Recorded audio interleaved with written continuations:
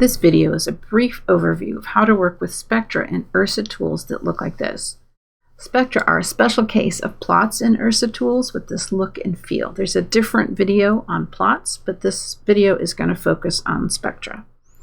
This right here is a spectrum that has been retrieved using the Data Collection Explorer.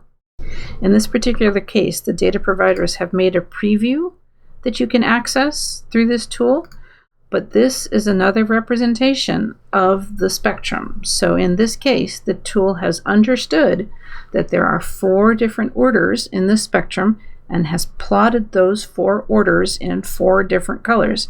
It's understood that the units here are Janskis and that the wavelength is in microns.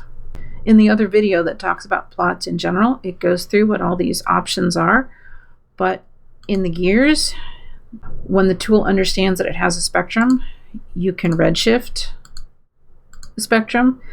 You can also, depending on how well it's understood the units, you can change the units of the y-axis and the x-axis.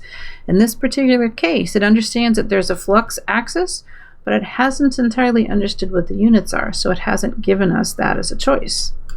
If we go to this other spectrum, also from the IRSA instrument on Spectra, also retrieved via DCE, it is struggling to understand what the orders are.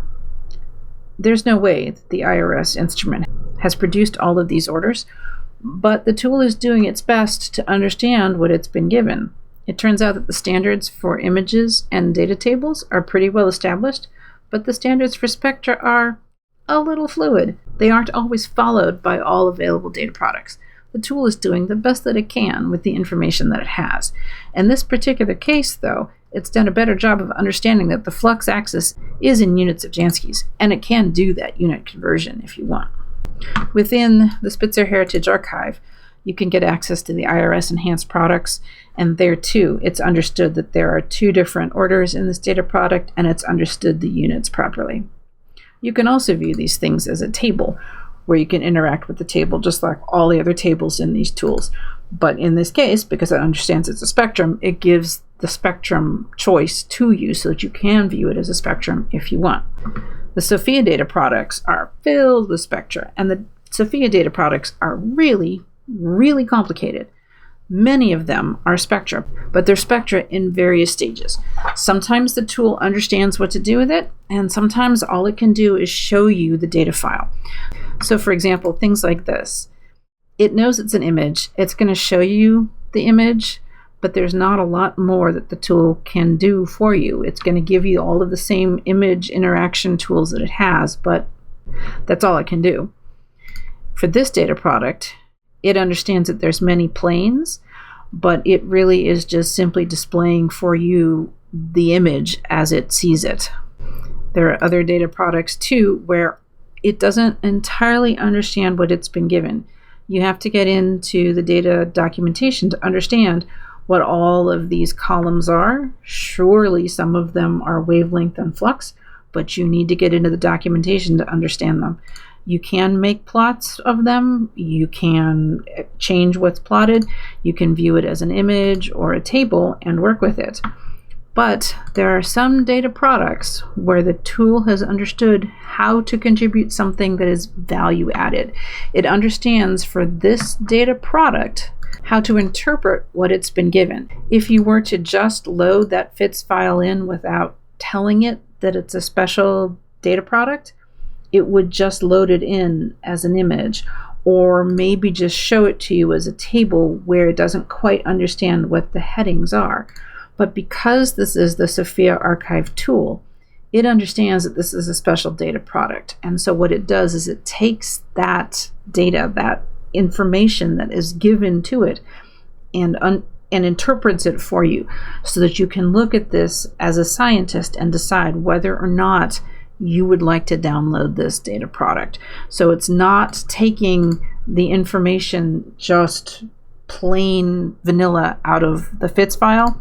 It's doing some additional small manipulation to show it to you as a spectrum where there's flux and wave number so that you can interpret this as a spectrum and decide whether or not you'd like to get this data product.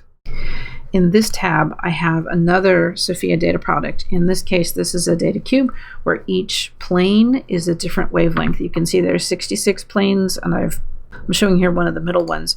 You can scroll around through it manually, but what I've also done is I've extracted drills through this cube.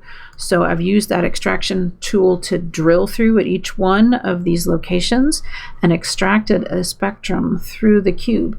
And it has not only understood that it's a spectrum, it has propagated the errors through correctly. So that by doing that extraction, I am well on my way to doing more of a scientific analysis because it has extracted that information for me. I can then save it to disk and continue my analysis external to the IRSA tools. As we've already seen, sometimes the spectra that are out there don't necessarily follow all of the somewhat loose spectroscopic standards. Here's some of the power of the IRSA Viewer tool. If you try to load a spectrum, but you don't tell the tool that it's a spectrum, sometimes it, of course, doesn't automatically know that it's a spectrum. You've just given it a table, and it just uploads the table, and it's just going to plot the first two numerical columns that it finds. It has no reason to know a priori that that's a spectrum. So you have to help it along. You have to give it information. You have to tell it, no, I'm pretty sure that's a spectrum. Please do your best to interpret it as a spectrum. And then it does a much better job. It understands that it's a spectrum, it understands the units, and can move forward with the spectral specific properties of the tool. There is online help available specifically as regards to Spectra here.